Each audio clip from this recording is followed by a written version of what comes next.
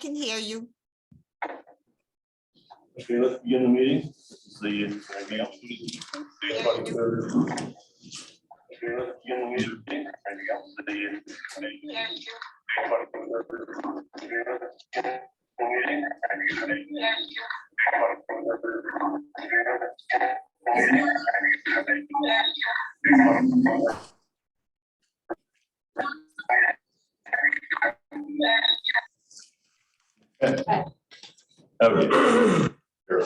All right, starting again. This is the May 23rd, 2022 Board of Directors meeting of the Lehigh County Authority. It is being held in hybrid fashion. Some people participating via Zoom, others present in the call. It's also available on our website, and presentation materials were also put on the website. Board packages were mailed out to all the board and was posted electronically for us to review in advance. What we're going to do now a call to order and roll call of the board members, please. Roll call of the LCA board, Brian Noggle. Here. Scott Beaver. Here. Roll call of the LCA board, Brian Noggle. Here. Scott Beaver. Roll call of the LCA board, Brian Noggle. Here. You're breaking up. LCA board, Brian Noggle. Breaking up. Breaking up.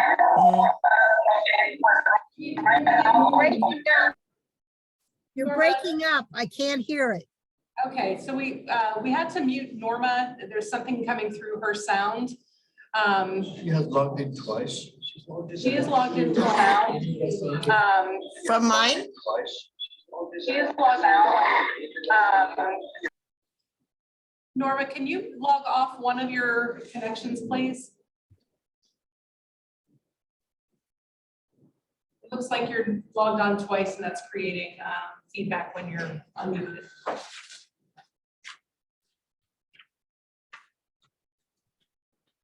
Ted Lyons on the call. Kevin Baker. Linda Rosenfeld. Here.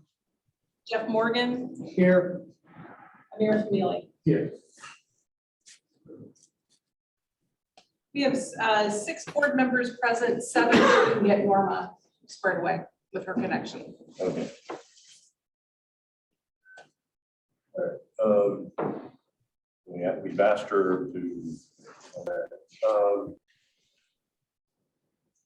Yes, we've asked Norma if she could disconnect one of her 2 connections, or I don't know, Chris, if you can boot one off. If I boot one off, she will not be allowed to rejoin until next meeting. So she'll have to choose which one is the doubled connection.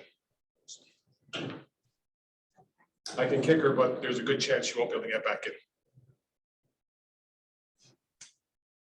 All right, well, let her, you have to make sure that she's able to be heard hearing us. Yes. Norma, can you confirm that you have 2 connections and get rid of one of them? 2.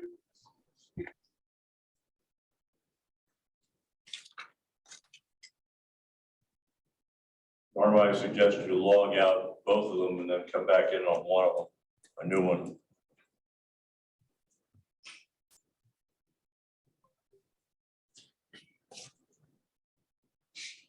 Even without her, we have a quorum, so Yeah. Kevin Baker now. Correct. Right. All right, moving on. Look at the agenda. Are there any changes, additions, corrections? There are no changes. We do have quite a number of items on the agenda, so no additions, Good. no changes, and no executive sessions. All right, thank you. Moving on to the May 9th, 2022 board meeting minutes, seeking approval for those minutes. Secretary is not here. Assistant Secretary is Norma.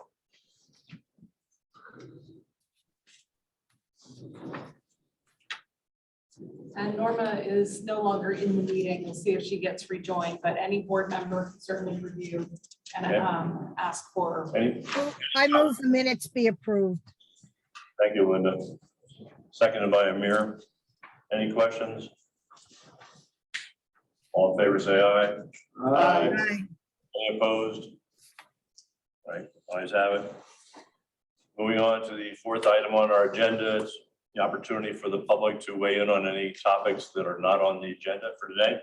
Any public comments? Question?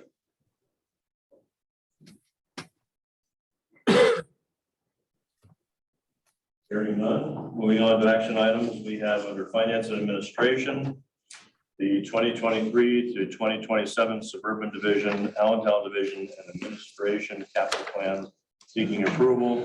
It was in our board package and white papers and digitally pages 7 through 28. All right, thank you. And for this item, we do have a very brief overview presentation that kind of summarizes the plan and the actions that have been taken over the last few months. The presentation is on our website and was emailed out to the board. So I'll go ahead and start a screen share on this. I'm going to go through the presentation and we'll lean on Ed and Chuck, of course, to jump in on any details that we need to discuss. So, pardon me, the 2023 to 2027 capital plan is presented today for consideration of board approval.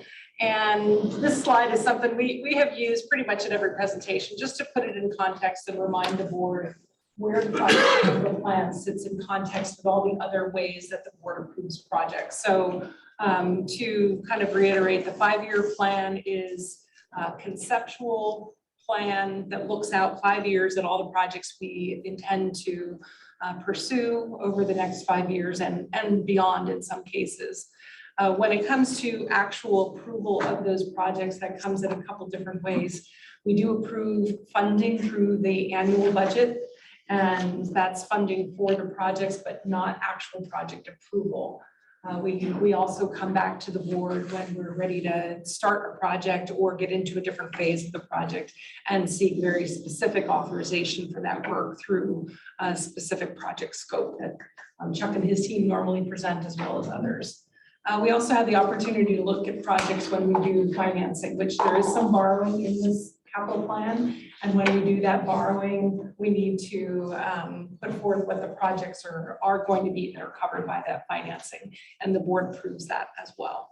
So again, this capital plan is the starting block of all the things that follow from there. Give you an idea of where we've been, how we got to today. We started working on the plan in January. Chuck organized his teams to look at the projects and pull together the plans and the details, and worked on that for a couple months until we got in front of the board in March to present the suburban plan and the administration plan. We presented the Allentown plan in April and then released them for public comment. And we do a 30-day comment period. Is that right, Chuck? Yes. So the 30-day comment period also coincided with when we did the presentation to the county commissioners, which was on May 11th. And so we're here today with a few minor changes that have occurred over the process, the public comments, and asking for final approval from the board. So I'm assuming Henry's iPhone is Norma. That's probably Ted. Oh, Ted, right. Sorry, commercial break to let him.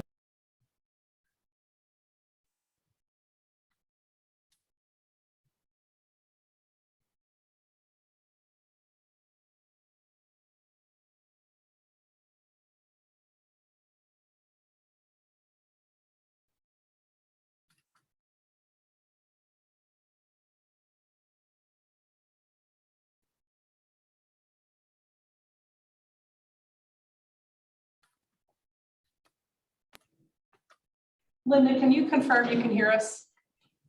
Now I can, but I didn't hear anything previous to this. Okay.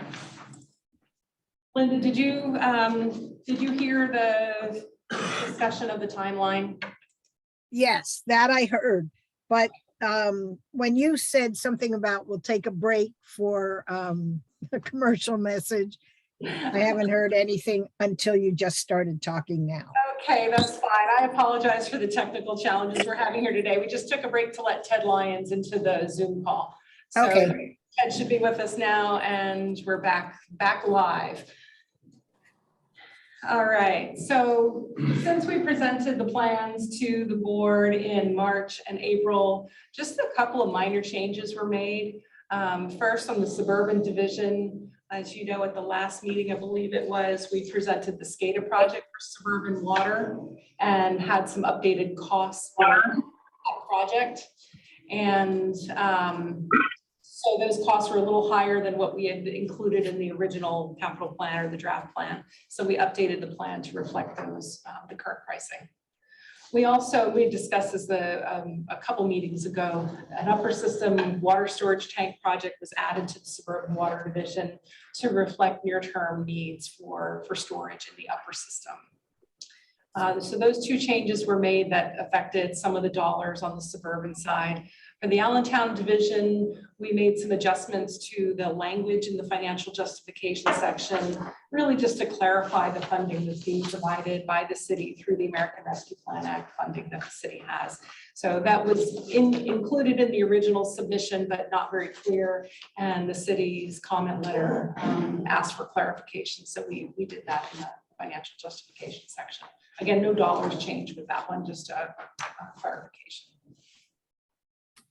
So looking at the plan globally, we presented it by fund and by system so we could see specifically what projects are being presented. But then we like to summarize it so we can see more globally where we're focusing our investments over the next 5 years. And this summary kind of puts that together and puts it in perspective. I want to call out there's $124 million worth of projects proposed for the next 5 years. That's an awful lot of work. And specifically would like to call out that a significant portion, more than half, closer to 60 to 65%, are really annual recurring type projects. So we have this top line, $28 million for really annual maintenance rehab type work that we're going to do every year. Every plan is going to have a category like this that includes a multitude of smaller projects. We're always going to be doing some form of studies and engineering work to help us plan for the future. Water mains and metering upgrades are going to be continuous projects that we do every year or every 5 years within the context of the plan. So with that in mind, I wanted to highlight that because when we get into the financing, we've been talking about trying to make sure those kinds of programs are funded sustainably through our rate base. And we've come a long way in achieving that. So we weren't planning to go into any detail on the projects because they were presented in the past, but before I move on, were there any specific projects that the board wanted to talk about or hear about?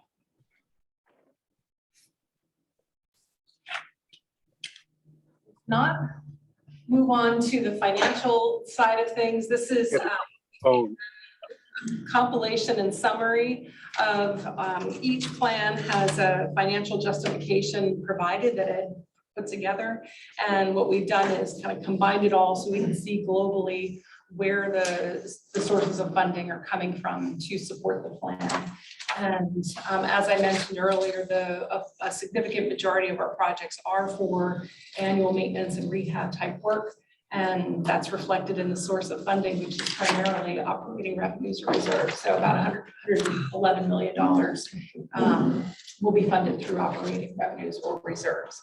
And then the new borrowing. Ed, do you want to talk just a little bit about where this is and what the timing of that looks like? It's basically year 2023, 24, and 25, a number of projects. I can tell you specifically, we're looking for water main replacement in the first year is a big one.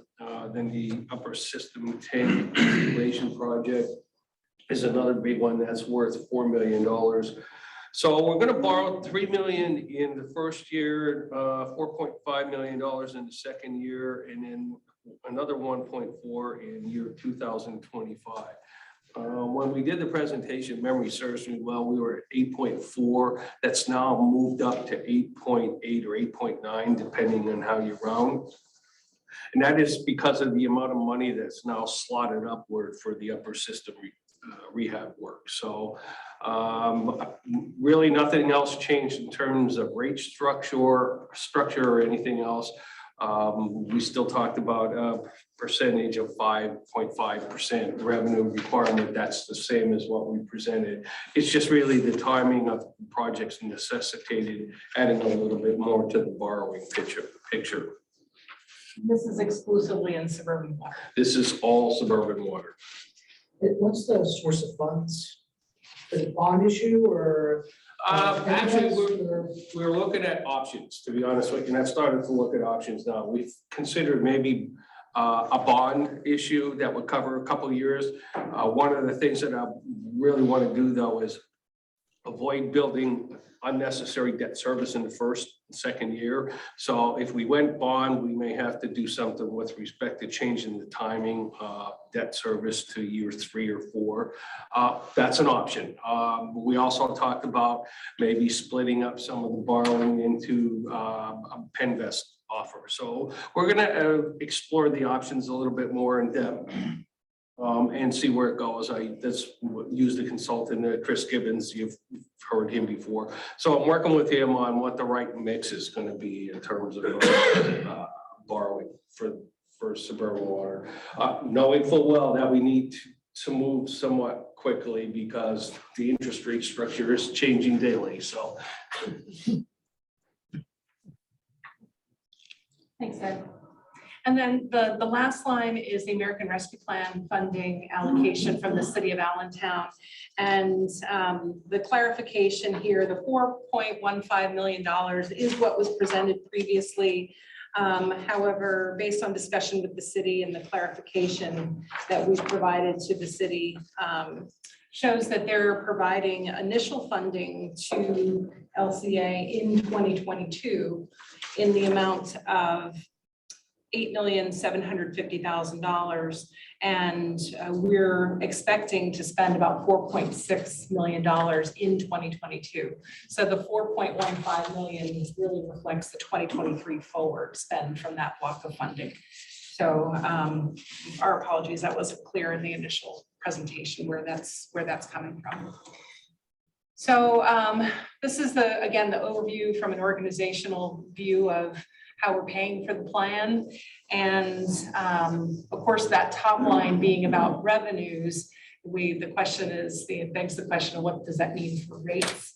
And so we look at, I apologize, there's a typo on the screen too. It should be for suburban water between 2% and 5.5% per year. Yeah. And when we say that's the increase needed per year, we just want to be clear that's the revenue increase that's needed. So we would look at that in context of the budget each year and what the expected growth rate is, customer growth rate is, and then try to make the difference up in rates. So if we're seeing 2% growth, that greatly reduces the rate impact that we might need to see. Even still, between 2 and 5.5% per year is really, really great and reflects the larger increase that we did this year to kind of make that happen and stabilize rates in a longer term fashion. Suburban wastewater, looking at 1.4% revenue increase per year is pretty modest. And then on the Allentown division, the rates are developed based on the terms of the lease. So based on our forecast, those lease rates are going to be adequate to provide funding. Just an aside, Yeah. we just admit Norma. Okay. She's back on. All right, thank you. Great. On the public comment side, we distribute the plan to the municipalities and to the planning commission, post it on our website and invite public comments and present the plan in summary format to the county commissioners. Chuck presented to the Lehigh Valley Planning Commission. Maybe you want to share a little bit about what they had to say about the plan. Yeah, but their concerns, their comments were mostly about water system master planning, the upper system tank installation, and the Western Lehigh Interceptor repairs, just because those are new projects on the plan. They just asked for some clarifications on that, but basically their conclusion was everything was consistent with their comprehensive plan. So they had no real critiques of the projects, just to verify what the scope was. So they approved the plan. They recommended the plan, basically. Lisa, how about the county commissioners? Did they have any comments? Not specific to any projects. The presentation was at a pretty high level, and their area of interest really related to the wastewater capacity approach, because there's a lot of discussion locally about how we're providing wastewater capacity for the long term. So they were very interested in the Trexlertown project and the 537 planning process. And it appeared I was able to answer their questions, but they didn't have a specific comment to provide to the board. So you gave like a virtual presentation at a meeting? Yeah. Or,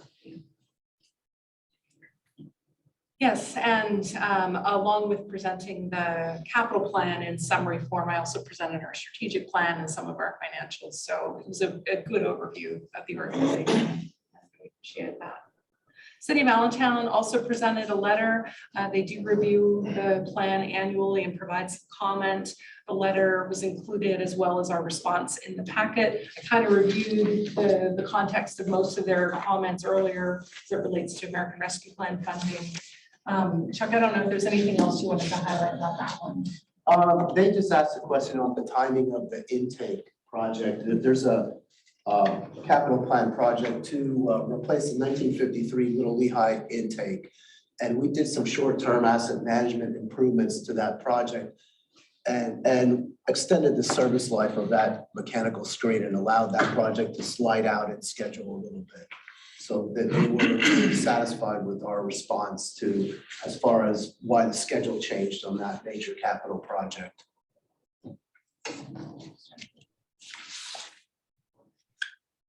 And before we take questions and have the board discussion, I do want to recognize really the volume of work that went into putting this plan together. Chuck and his team and other departments who are all contributing to the project details, and Ed and his work on the financial side to kind of figure out how we're paying for this and the timing of all of this. So really an organizational effort here, and appreciate everyone's work on this. So stop at this point for board discussion and any questions. Any board comments, questions, concerns? We've heard this a number of times already, so last chance to comment before we vote. and for both of your teams for the great work that you guys have done. Thank you. Thank you. Any comments from the public? All right, then I'll entertain a motion. So moved. Okay, motion made by Linda. Seconded by Amir. It's for approval of the final draft capital plan as presented for the years 2023 through 2027. Let's do a roll call vote. All right, roll call vote on the capital plan. Brian Noggle, Yes. Scott Bieber, Yes. Norma Cusick, Yes. Ted Lyons. And if you're on, if you could unmute and give us a vote. We lost Ted. Kevin Baker, Yes. Linda Rosenfeld, Yes. Morgan, Yes. Amir Famili. Yes. Thank you. All right. Pass. Thank you very Now, much. Budget for the next 5 years. Thank you very much for all your efforts. Thank you. Moving on to the next project on our finance and administration, LCA South Whitehall Township Emergency Water System Interconnection Agreement seeking approval is the blue packet within our board documents, and it is digital package 29 through 36.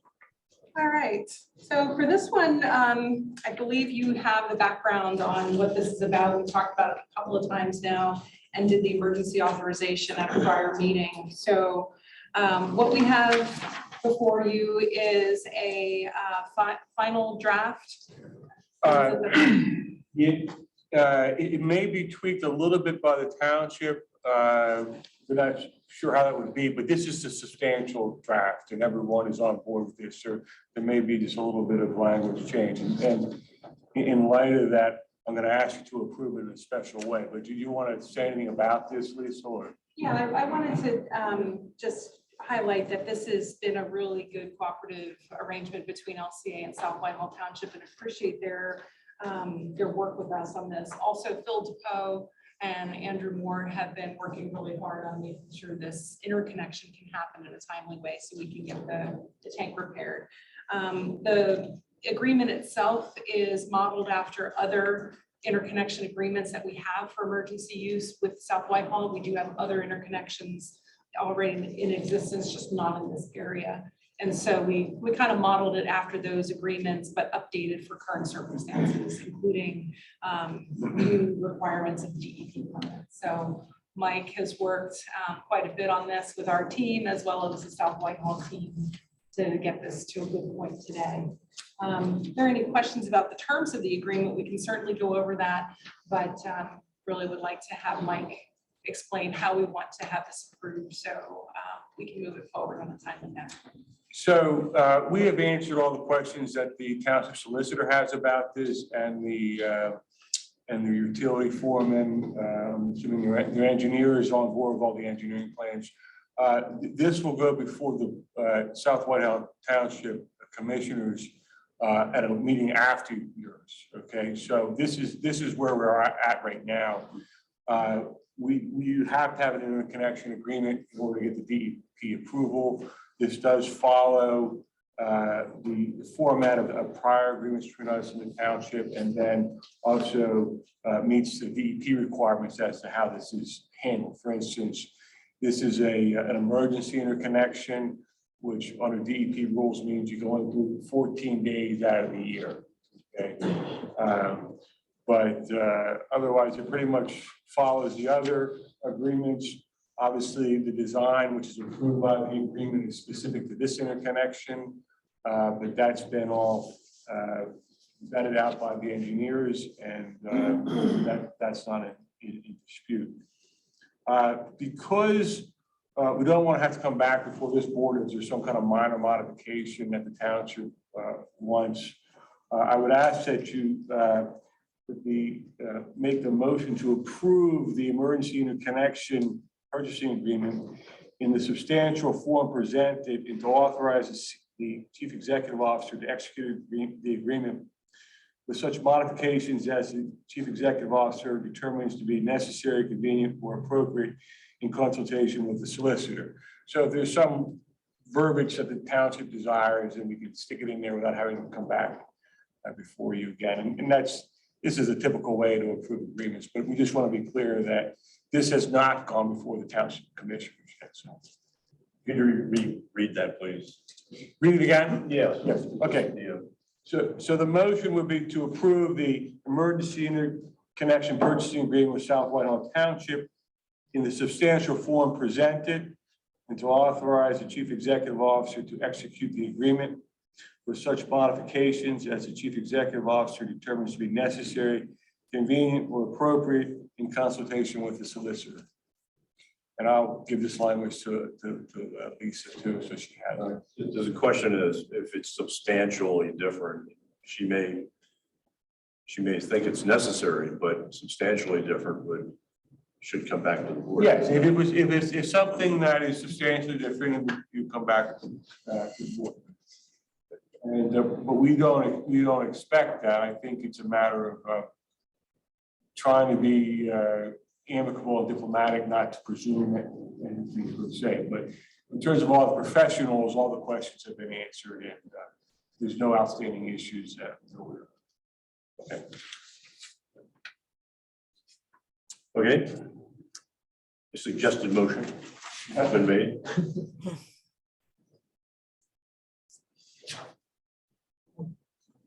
Seconded? No, Or do I need I it need it first? first Okay. from the board. Okay, I will push for it to be approved.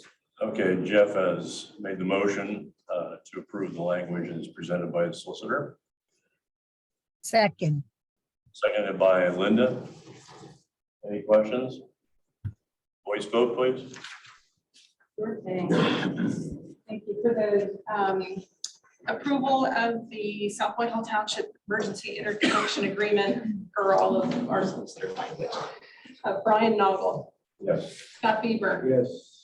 Norma Cusick, yes, Ted Lyons, Yes.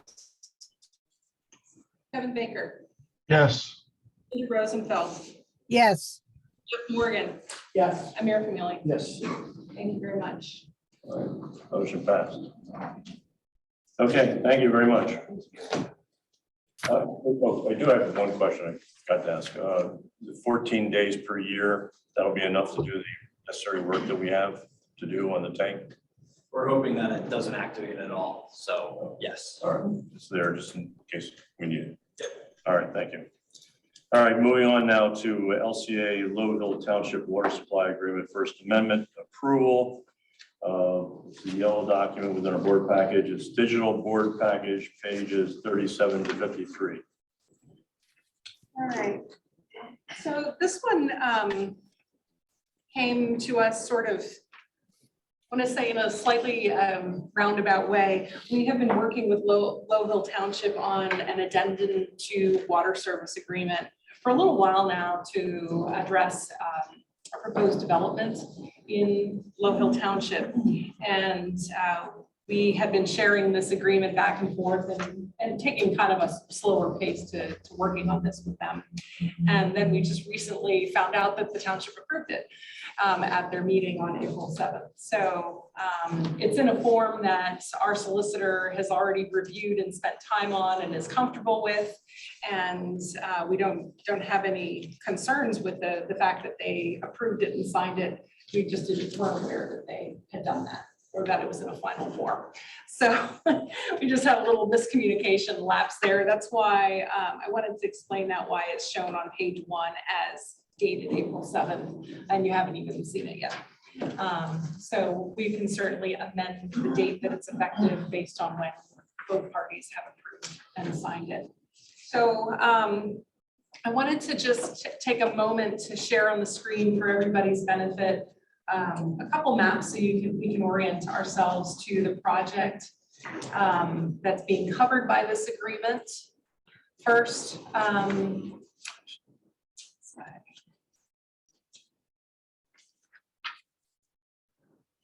the map that you're seeing here is a look at the upper part of our system. We've talked a lot about the upper system already, so hopefully you're somewhat familiar, but this is the northern part of Upper Macungie Township and the township line into Low Hill Township.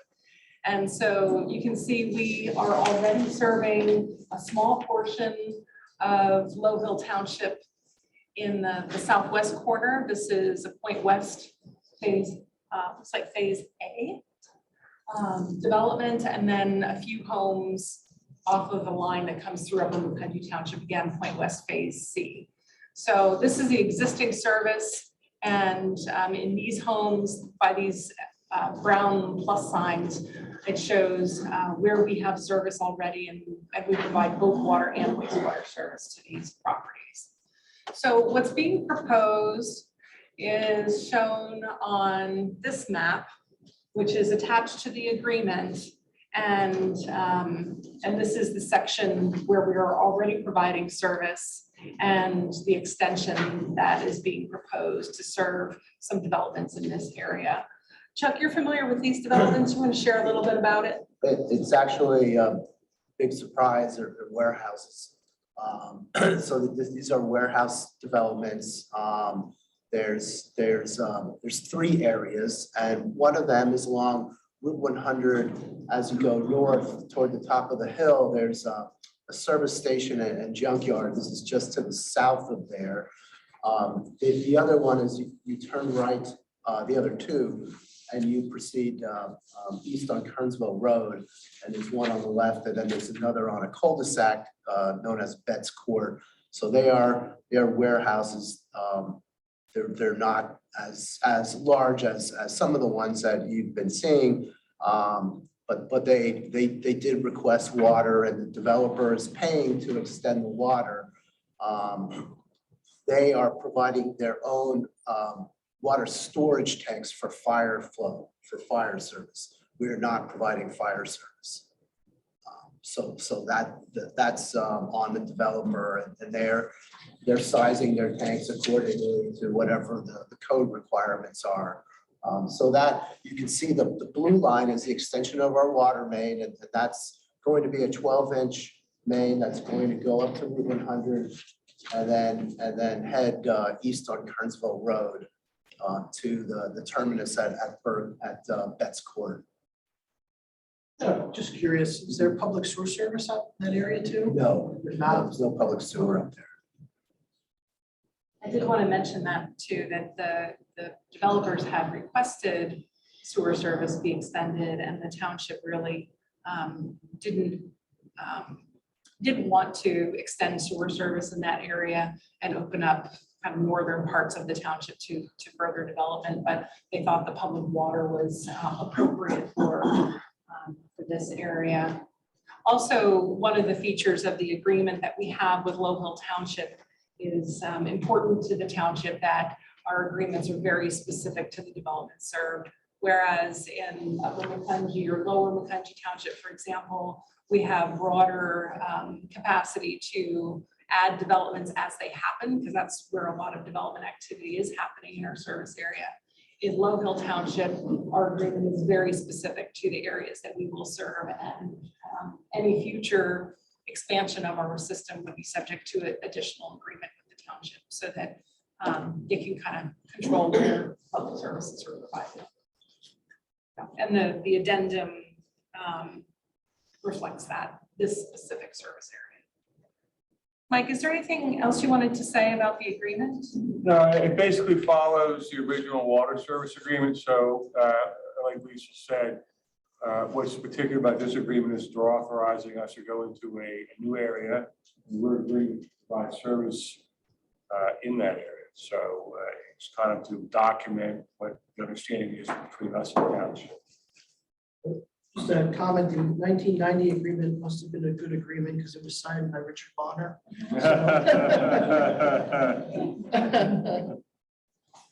So what club? Yes. Our pumps, do we have the ability to leave the water up to these elevations without any problem? Yeah, yes, it's going to be fed via Applewood Pump Station. And there's adequate supply, for average flow, but like I said, for fire flow, they are responsible for their own fire storage. And speaking of something you said, Lisa, about future, do we have any kind, have you given any thought, or should the board give any thought, how, suppose new proposals come in years to come for more warehouses up in here?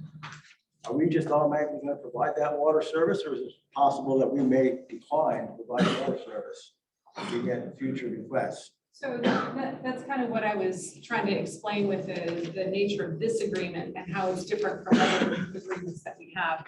This agreement is specific to this development, and we will not extend service outside of this development without a future additional agreement with the local township. So the township has to approve it and want it, and then. But my question is it possible that we will not provide that service? Is it conceivable that the LCA will at some point say, we're not extending water lines any further? I think that it would be really contingent upon the system itself. If the system is able to serve and the township wants us to serve, then we will serve. That's our role. We're not here to dictate where development happens. If the township wants it and our system can do it, then that's kind of how we would proceed. And that means we have to build new wells, provide new sources. And the development would We pay have for to that. do it. We would have to consider whether we want to do that or not. I think the key is that she said that the developer will have to pay for that. It wouldn't be at our expense. It would be at their expense. Yeah. Amir, you had a question? The pipe, I forgot how many meter or feet, they got paid by the developer? Yeah. That's on their expense. Yeah, I think the extension's it's over a mile. Yeah, oh yeah, it's pretty significant extension. They'll pay for this extension, but we will install it and inspect it and make sure it meets our standards. We will inspect it, yes. We will have full-time inspection. Will we install it? We have our No, contract. we do not install it. That's installed by the developer. But PennDOT, because the lines are gonna be constructed on PennDOT roads, so they will have their inspector, and we will have an inspector also paid for it by the developer. And that's our standard developer water system approach. And that will be a separate agreement. That inspector, even though it's being paid for by the developer, clearly is going to be serving our interests. Oh, yeah. Yeah, we hire the inspector, but we charge the developer. And Chuck, you review and approve the plans and specifications for this water line, so it's Yeah. done to Absolutely. LCA's current standards, just so everybody realizes that. Yes. I do think that the agreement should reflect the current date when we pass it. Since that is when both parties have passed it. All right, any further questions, any more discussion?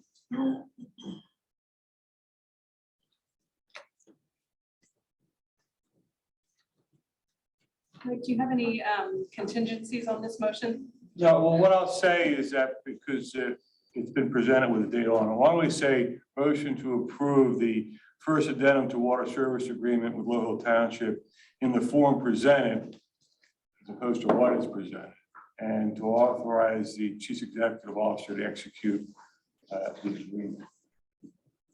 Okay, everybody satisfied with that?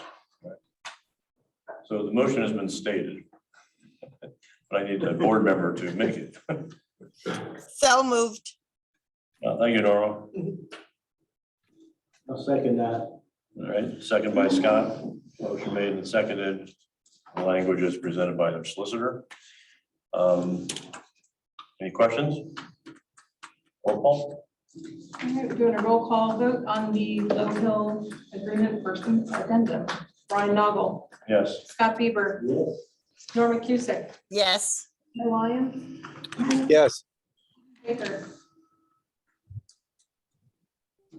Kevin Baker. Kevin's muted. Kevin's muted. Kevin, yeah, there you go. Yes. Thank you, Kevin. Linda Rosenfeld, Yes. Chip Morgan, Yes. Amir Famili. Thank you. All right, thank you very much. All right, next on the agenda is under water category, water filtration plant 2022 indenture upgrades, seeking approval. It is the green section of our board documents, and it's digital pages 54 to 57. Okay, great. We have, actually, the green pages and the tan pages are gonna sound very similar. They're companion projects.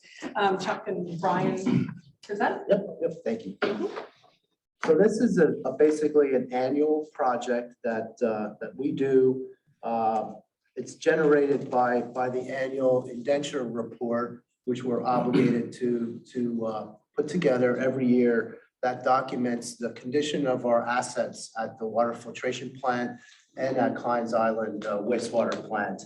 And the report documents the conditions, recommends repairs, and then documents our progress in making those repairs.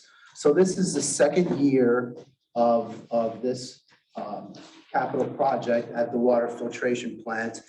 And because it involves similar work as what we foresee as next year's project based on the backlog of work in the annual report, I'm approaching the board with a request to approve a 2-year contract, recognizing the economy of scale and having one contractor continue with that similar work. The work is basically concrete and ferrous metal repairs to concrete structures, cracking, delamination, those sorts of upgrades, masonry repointing, brick repair, access hatch replacement, railing posts anchoring. There's places where railing posts where concrete is all degraded and chipped away at where railing posts mount to concrete structures. So there's a lot of that, and there's a sufficient amount that we can keep the same contractor on for 2 years to continue that work. So I don't know, Brian, if you want to add any additional detail about the work there? Yeah, it's basically a continuation of what we did last year. Last year was mainly focused on concrete repairs at the plant. So these next 2 years will be concrete stuff at more like remote sites and then a lot of brick repair. That'll be the main focus of these coming years. So judging by the backlog of work, we think there's 2 years of that similar work. So we bid the project as a 1-year project, and then we asked for a base bid for a 2nd-year project. And we have the same contractor was low on the base bids for year 1 and year 2, and the sum of those base bids. That contractor is called Mar Allen Concrete Products. They're based in Ephrata. They've done a significant amount of work down at the Del Cora wastewater plant in Chester. Our consultant is very familiar with them and recommends them. They've done decent work. So looking at the bid prices, they fall within budget, within this year's budget and within the capital plan amount for the indenture work for next year. And so I'm recommending that we go with the 2-year contract for the filtration plant indenture. All right, any further? No, I'll entertain any questions. All right, questions from the board? I will just add one thing. Eventually, I'm hoping we're going to catch up with this work and we'll have to budget less and less money for this annual work. As we repair more structures, more coatings, more surfaces get coated, that we will catch up and be able to ratchet down the scope of the project. We had initially deferred a lot of this work from the initial agreement until we had money to do that. So we do have catch-up work to do. Okay, so we have before us a capital project authorization construction phase for $527,604 for the Allentown Division Water Filtration Plant. Indenture upgrade projects includes a professional service authorization to Dewey Engineering for $21,000 and a general construction contract award to Mar Allen Concrete Products Incorporated for $476,604. I have a motion for that. So moved. This is Norma.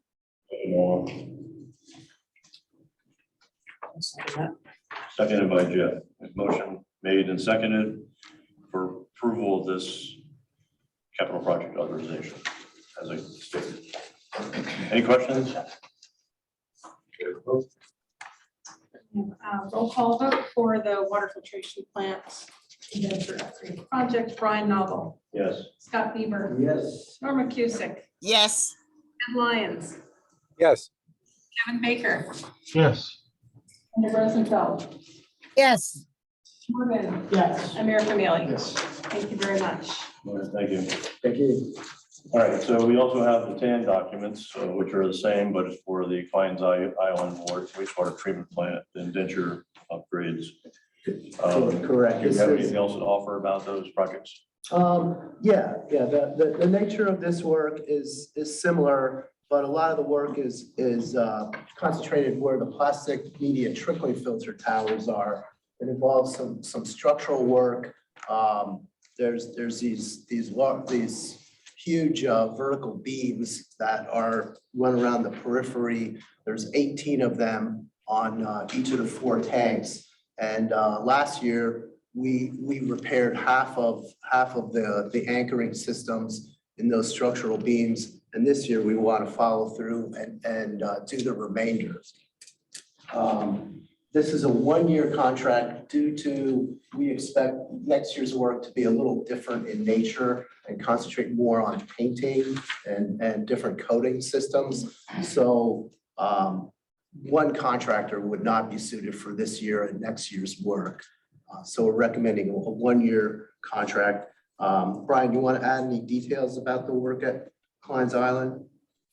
Yeah, it's work on the core 10 steel, vertical beams, and then the horizontal girts that go around. So it's the same contractor who did last year's work was the low bid this year. So Bloom and Glenn, they're familiar with what they need to do in terms of setting up and accessing around the towers and then coming up with repairs that they found on the port. This is basically part of our asset management program. It's not safety related as per se. It's more just to keep the equipment running as long as possible. Yeah, it's not really safety related, although it could become a safety issue.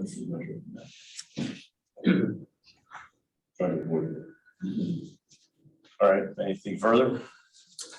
No, this is a one-year contract, and like Brian said, it's the same contractor that did last year's indenture work. So we're recommending approval of this one-year contract, and next year we'll be coming before you with probably a painting contractor. Will be more likely the contractor on next year's work. All right, thank you. So we have before us capital project authorization construction phase, $309,341 for a one-year contract, general contract award to Blooming Glen Contractors for $274,841, and a professional services authorization to Dewey Engineering for $14,500. So moved. Thank you, Norma. Second. Amir raised his hand first. Did you catch that, Linda? That's okay. All right. Motion made and seconded. Any questions?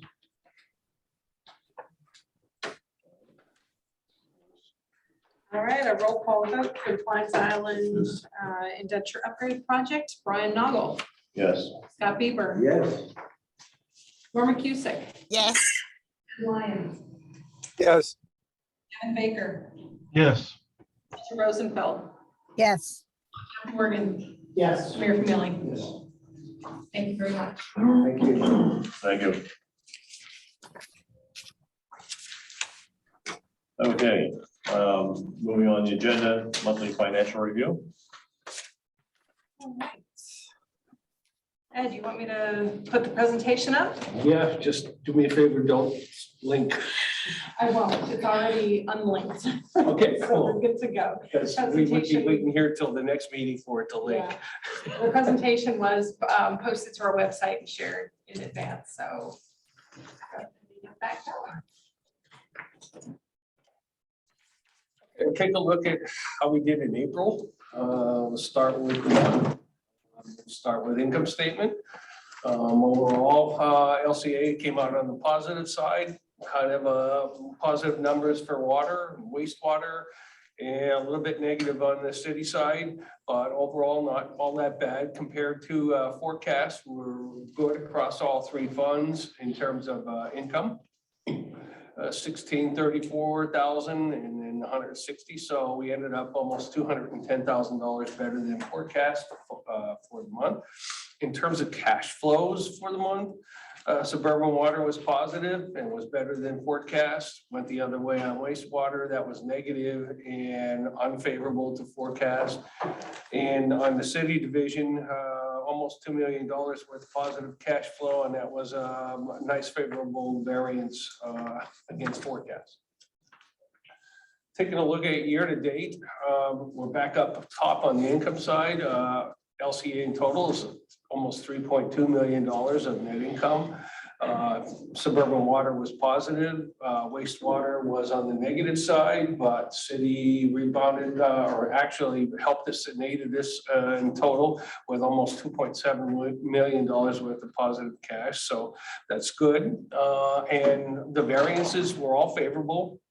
Again, similar to the month as we rolling forecast. So we're $210,000 favorable rounded. Cash flows, suburban water was on the positive side and better than forecast. Suburban wastewater was on the negative side, but that ended up being better than forecast anyway, as we had predicted more of a negative cash flow on that side. City division at $5.7 million was better than forecast by 86,000, and altogether $5 million worth of cash flow to LCA. was $399,000 better.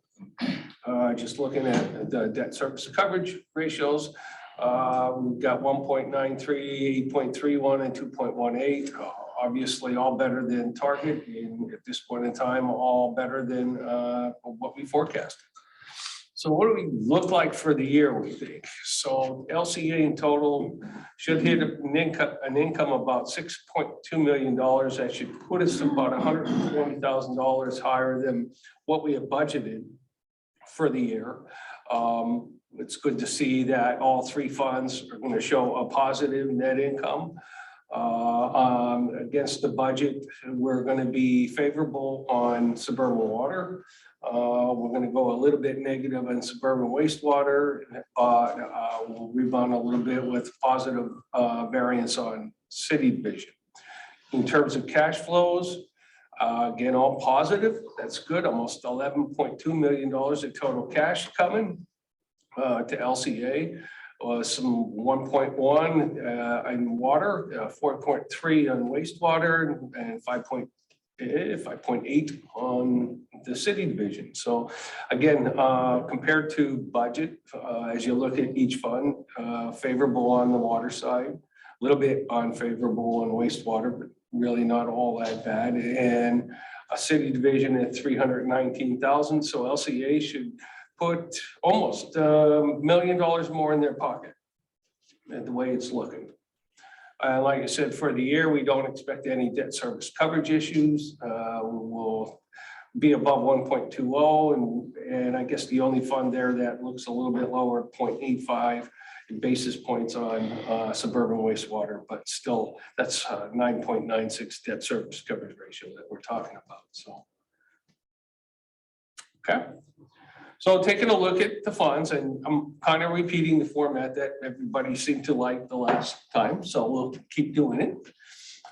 Income for the month was almost 369,000 plus against 353. So we were 16,000 favorable for the month, 16,000 favorable year to date, rolling in the rolling forecast month to month. So it's 620 versus 604 gives us the 16,000 positive variance. And where we think we'll be for the years 2.3 versus 2. So we should look better income by 183,000.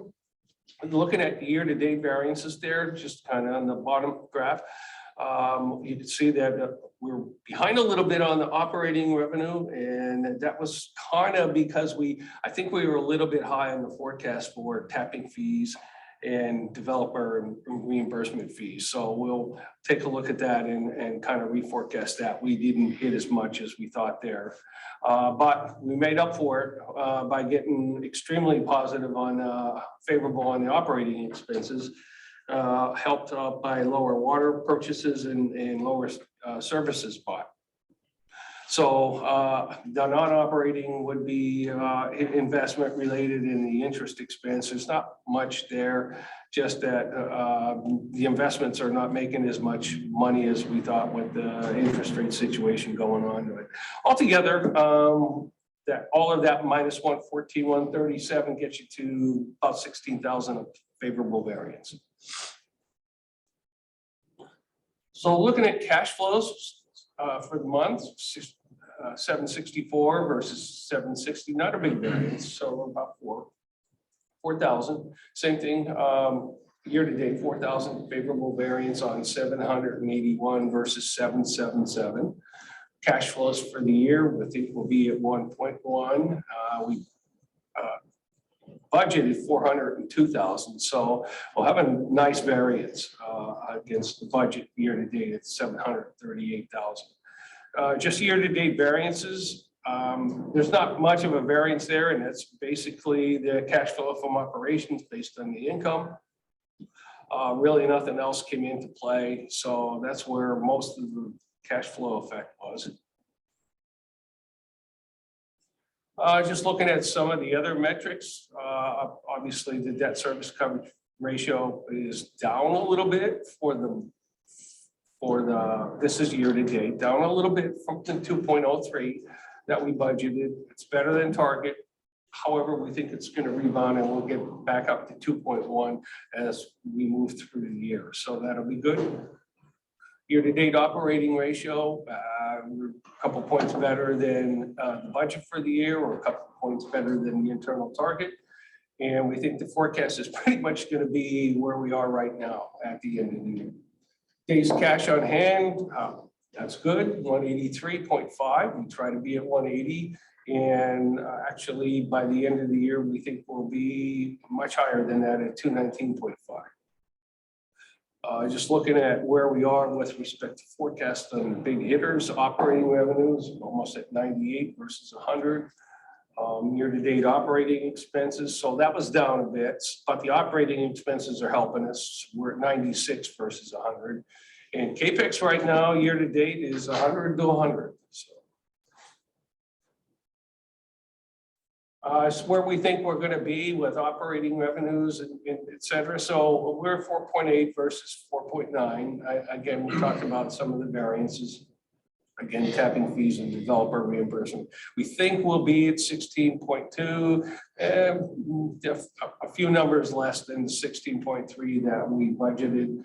So not all that bad. Operating expenses, 3.8 versus 3.9, so that'll help.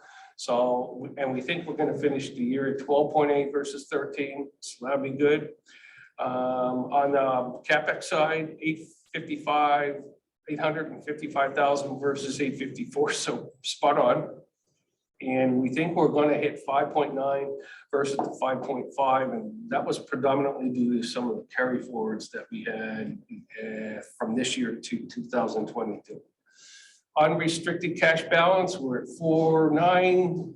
We thought we would be at 5.4, but we believe we're going to get to 5.8. So for that fund, that'll be good.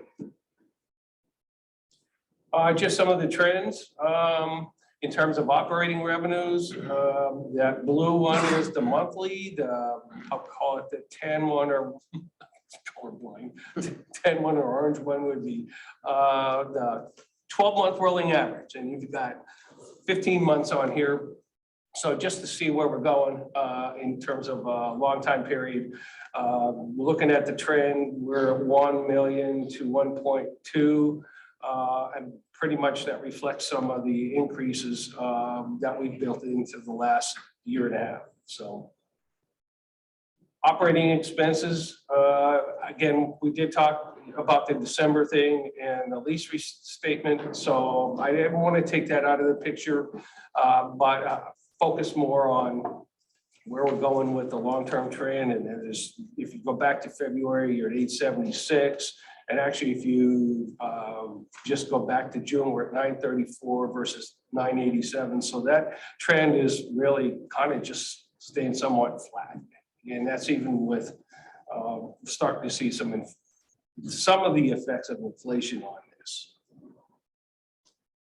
And I took CapEx. This was not in the last one. I've tried to get a trend so that we could see on a percentage basis year to date what we look like and do it for the 3-year period, 20, 21, and 22.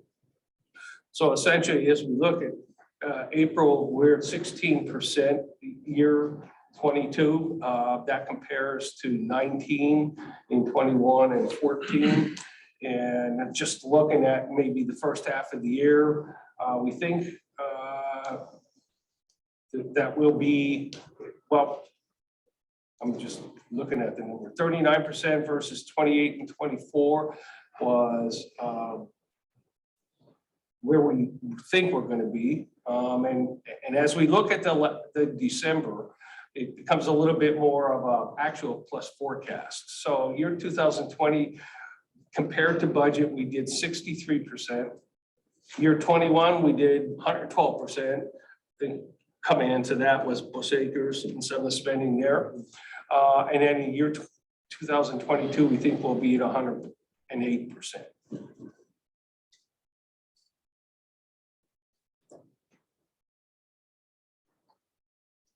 Okay, different fund, wastewater.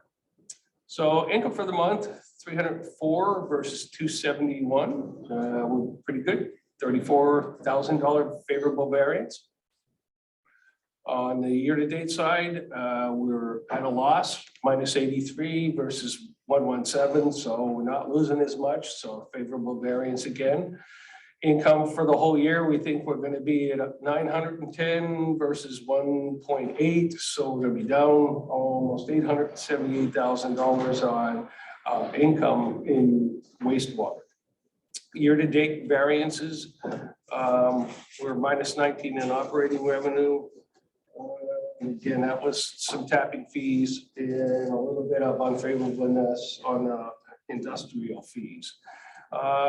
So we're minus 19, expenses were 57, so that actually put us to the good, and then we lost some on the non-operating, I'll call it the investment interest income side. Wastewater cash flows. So we $1.3 million versus 1.2. So we're down a little bit, 53,000 plus. Cash flows a year to date on 1.5 versus 1.7. So we're actually favorable year to date. So we lost some in the month of April, but we were favorable year to date, and so we're still on the favorable side. For the year, we think we'll be at 4.3 versus 4.3 rounded, so we're going to be down about $85,000. Year-to-date cash flow variances, cash from operations is up $377,000, and then we lose some gain some on operating expenses being a little bit lower, and then the CAPEX is also going to be a little bit lower. And then the interest expense and some other investment losses are kind of take some of that away. So in terms of other metrics, year-to-date debt service coverage ratio, what's hard to say, I'm not liking that it's down a little bit, but because it's 8.31 and there's not a lot of debt in this, so I'll take the 8.31, even though it's down a little bit from the budget. Better than target of 1.20, and we think we're going to finish the year at 9.96, which would essentially put us just down a little bit from what we budgeted, but still a pretty gaudy number. Year-to-date operating ratio, we're at 1.01, so we're off a little bit for the operating ratio. This does include depreciation. The target is 1, so we're a little bit better than the internal target, and we think we'll finish the year at 1.06. And that still would put us down a little bit to the budget. Days cash on hand, 135.3 versus 180, so we're down a little bit, but I gotta be careful because right in the beginning of the month, I had the opportunity to take about $2 million worth of cash that we had sitting in reserves and invest them at what I would call a rate that's been higher than normal. So I did that. So I consciously lowered it from 180 to 135. And we just build up some investments so that we have some invested reserves capturing some interest now as we continue on this 537 journey. So I raised my hand going, I did that consciously. 100% operating revenues to forecast, almost 100%. We're a little bit short. Operating expenses on the favorable side, 99. And year-to-date CAPEX, 91.4 versus 100. Where are we going with the operating revenues in thousands? 5.711 versus 5.730, down a little bit. And we think we'll finish a little bit less at 20.6 versus 21. Operating expenses, we're down. 5.7 is down to 5.724. We think we'll finish at almost 19,500 versus 19,285. And that'll be a little bit more treatment and transportation costs. CAPEX, we're 902 versus 982. We think we'll finish at 3.1 versus 2.9. And On the unrestricted cash, we're at 5.3, which is better than what we forecasted. And we think we'll be at almost 11. So at the end, that's a nice jump upward for cash balance, even with the $2 million invested. Some of the trends, this one's got a little bit more bounce in it in terms of the monthly amounts, but what I see there is that it kind of goes, the long-term trend kind of goes up, and then it looks like it's coming down a bit. And actually, if you're looking at where we are in April on the long-term trend of 1.5, it is down from where we started the year out at 1.5. So not bad. It's kind of staying flat and not increasing. Operating expenses, again, notwithstanding the lease adjustment, that really doesn't look all that bad. We're in April 1637. We started the year off at 1609, so that trend is kind of flattening as well in terms of operating expenses. Where we are with budget, we think we're going to finish. Well, we finished year 2020 at 97% to budget year to date. Year 2021, 108, and we think we'll be at 107% for this year. Just where we are year to date, it's kind of similar to the other 2 years. We're at 31 versus 32 and 30. So, I mean, the numbers don't look bad. Okay, city division. Income for the month, 377 versus 356. So we're better by, did I say 356, 536? I'm having trouble reading sidelines. So we're $160,000 favorable to forecast. Will be 160,000 favorable on a higher number, 2.7 versus 2.5. And for the year, we think we're at 3 million versus 2.1. And so that'll be a nice favorable variance. And for many years, it's good to see the income number be a positive number, because for many years with projects having to be expensed a lot because of the lease concession, it's nice to just see a positive number. And that was basically as a result of the things that we did for the amended agreement. Where we are net income year to date, where we got favorable is basically not much in operating revenue. We're lower in operating expenses, and actually we're a little bit lower in interest expense as well. Helped that we refinanced that debt. Cash flows. We're better for the month by $86,000 on $1.9 million of cash. On cash flows year to date, we're again $86,000 favorable with $5.7 million of cash. And for the full year, we think we'll be 5,758 versus 5,439, so $319,000 favorable. And that's pretty much all coming from operations in terms of where we are year to date on the 87,000.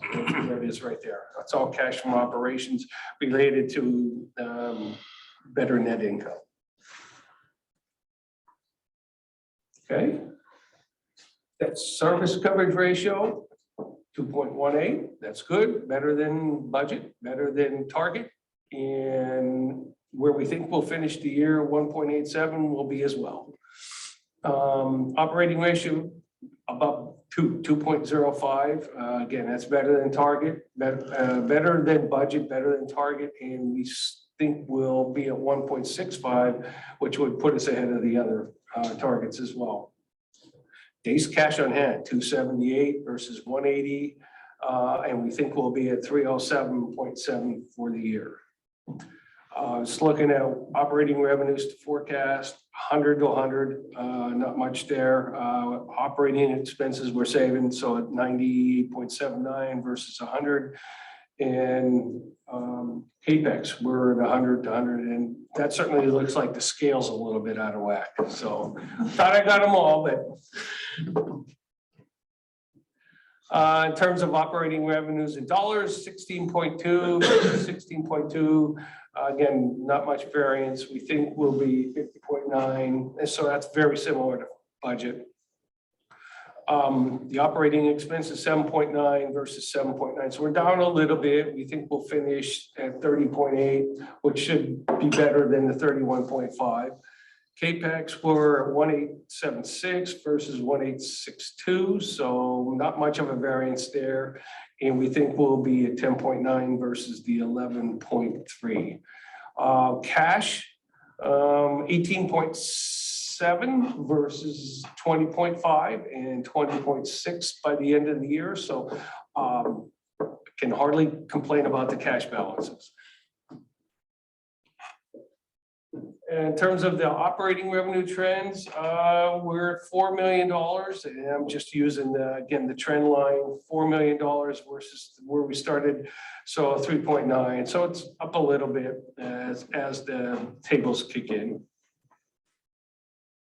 Operating expenses, actually, I like this, 2.1 versus 2.1, and actually going back to even June, 2.3. So that trend is actually flattening and coming down a little bit. Year-to-date CAPEX, 2020 we were at 63, 21 we're at 85. We think we'll be at 96. Where we are year-to-date is while we were at 17 this year, we were kind of in the same spot last year, and the previous year we were at 12%. So I think that looks fairly reasonable as well.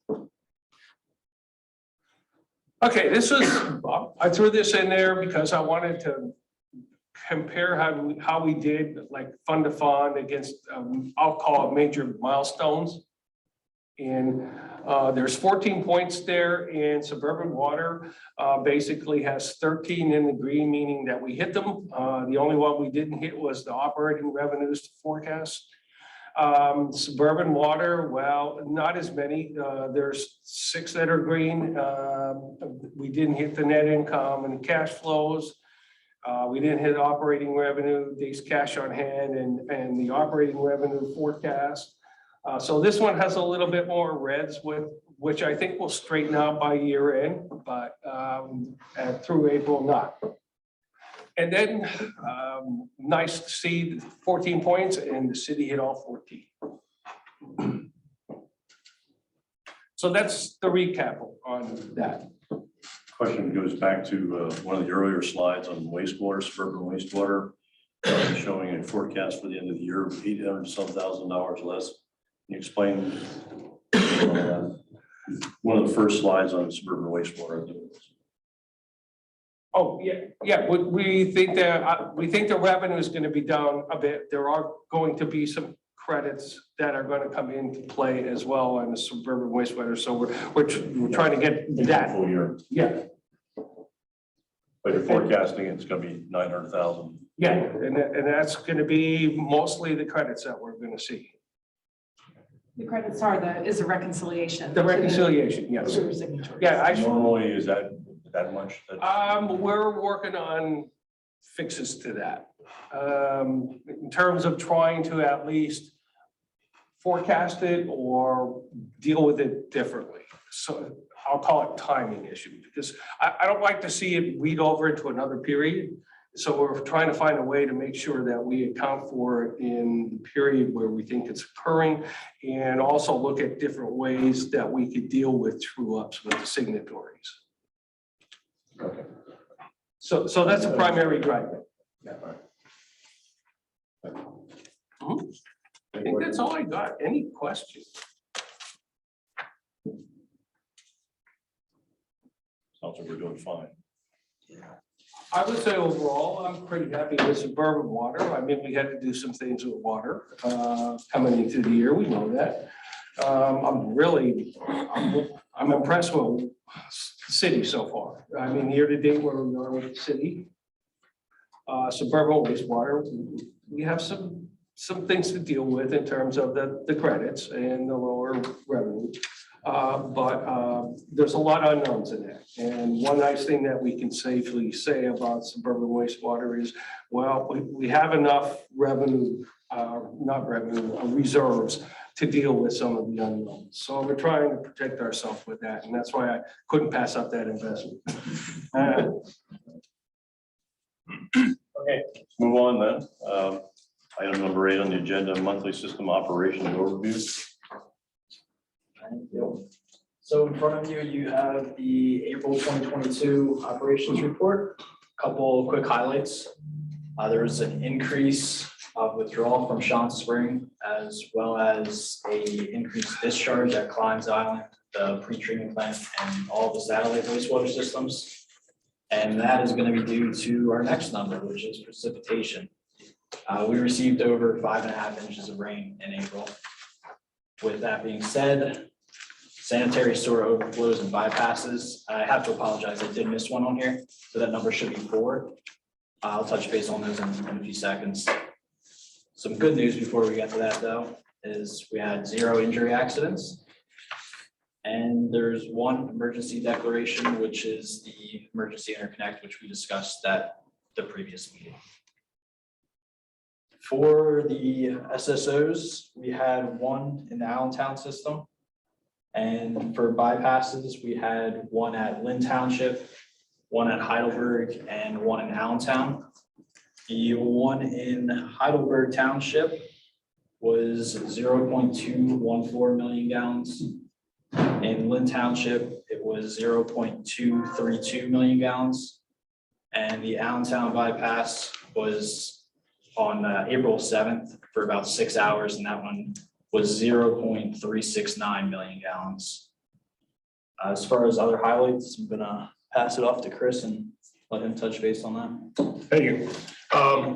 As a follow-up to the April 7th board submission for public input related to rates, we've continued to receive some official communications and just wanted to get them in front of the board. There is one that has been attached. I was also asked to talk a little bit about reduction in call volumes. I wasn't able to attend the last board meeting. I do have some numbers here, but if there's any specific questions that the board has, I would be glad to entertain right now. We have seen a reduction overall, continuing in this year. Through the first 4 months, we're down each month at the Allentown office. We started at around 3,200, and in April, we had 1,900. And in the suburban office, we're kind of holding flat at around 650 calls a month. Directly related to a new way that we do shut off call outs. Historically speaking, we would send them out Friday at 5 o'clock.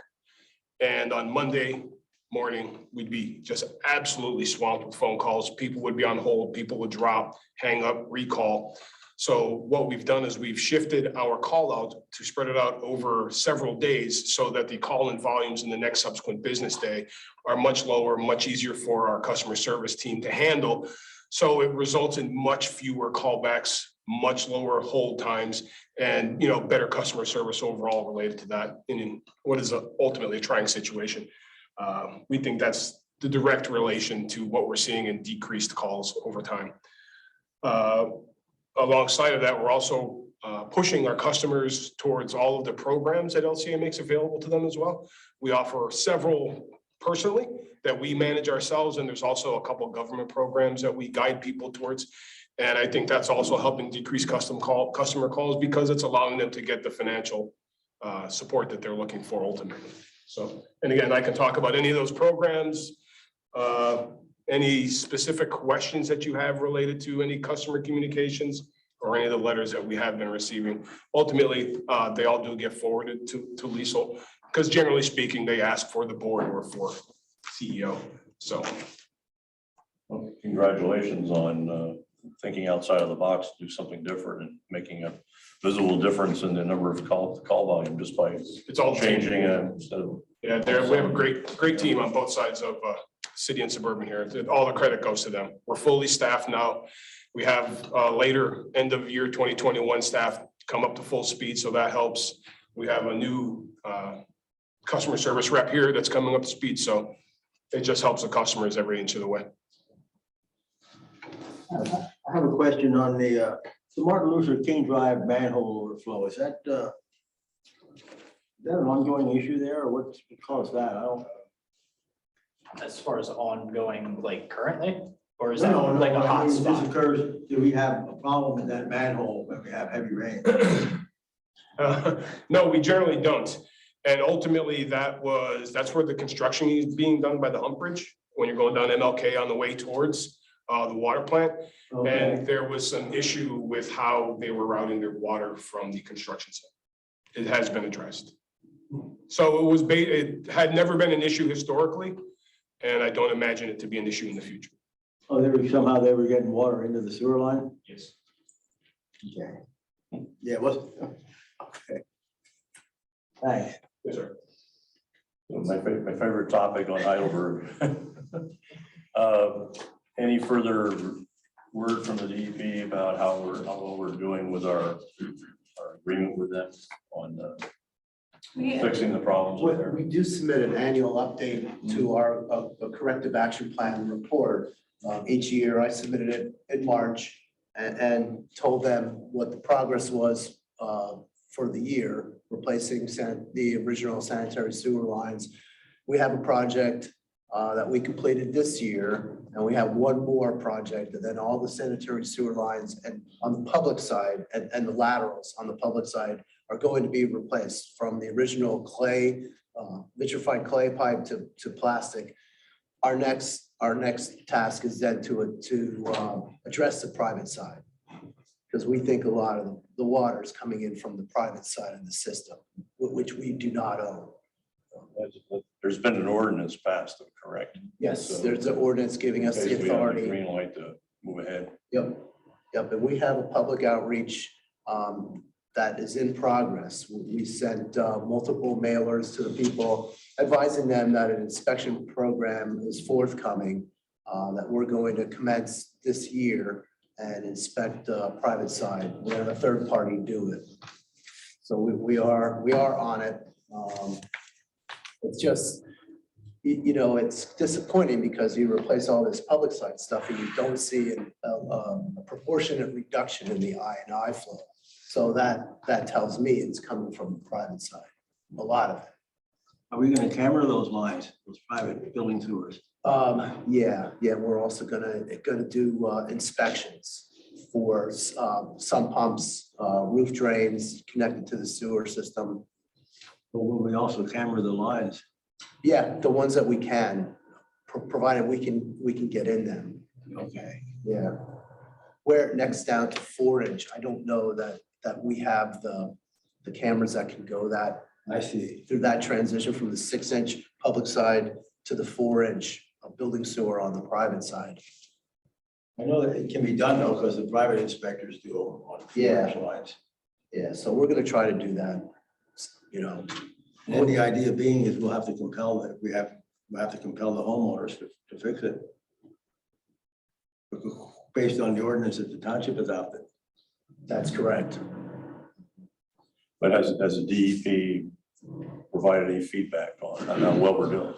No, No, the whole point of the consent order and agreement is to lay out what our corrective action plan is and for us to report on our progress. So our progress reporting is showing that we're doing everything that we said we would do according to schedule. And the other aspect to it is there are fines and penalties associated with each of these bypasses. So we've been paying DEP for every one of these events, any excursions in accordance with the consent order. So, I can't say whether they're happy with our progress or not, but we're certainly doing everything that's outlined in that consent order. What is that? What kind of fines are we getting? Or magnitude? For a bypass or sanitary sewer overflow, it's $500. For every permit exceedance, it's $250. So typically when we have some type of bypass, the hydraulic capacity is obviously extremely high. So our loadings coming out of the plant are also high. So we typically have 1 or 2 permit exceedance associated with each bypass. Okay. All right. We should send the hundreds, and not thousands. Hoping for the day of not having that on the reports. But that, again, that's taking over somebody else's system that was not installed properly. So, All right, anything else on the system operating overview? Just a customer question. Sure. We had any issues with people's bills being delayed by the mail, them paying their bills, that being delayed? Is there a grace period for that kind of stuff? And I'm only asking because my insurance bill, that just happened to me.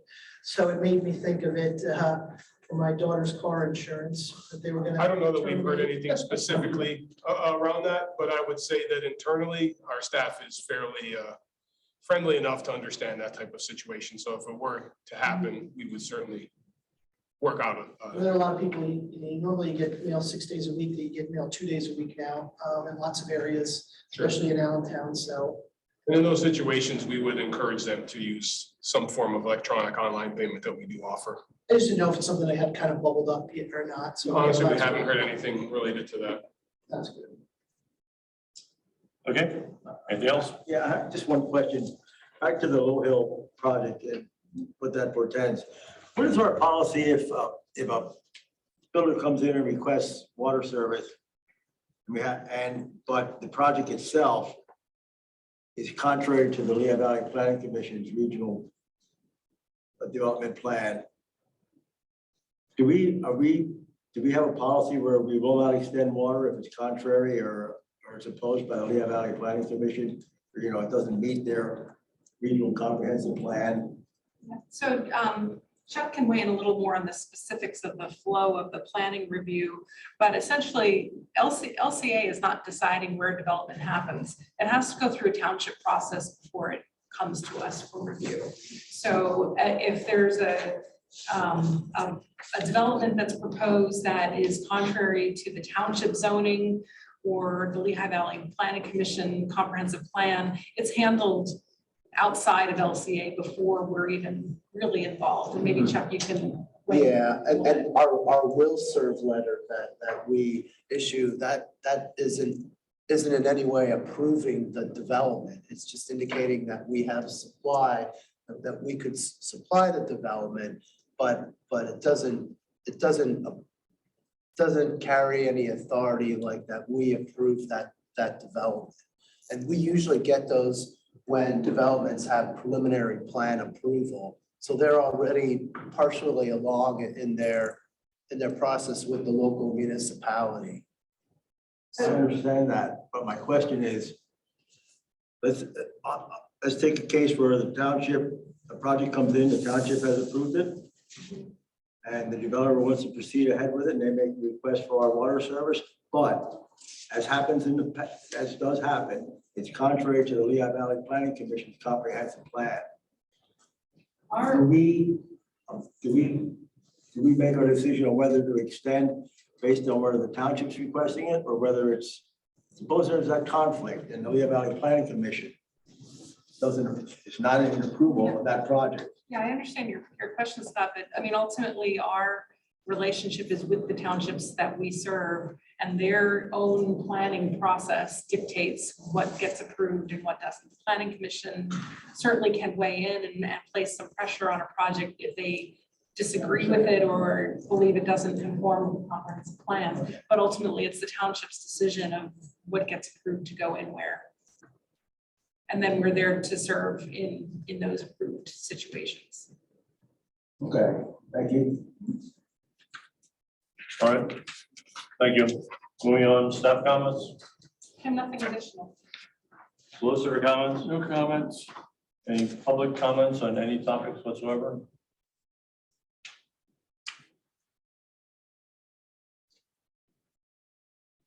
Okay, hearing none, no executive sessions, we are adjourned. Have a nice weekend, everyone.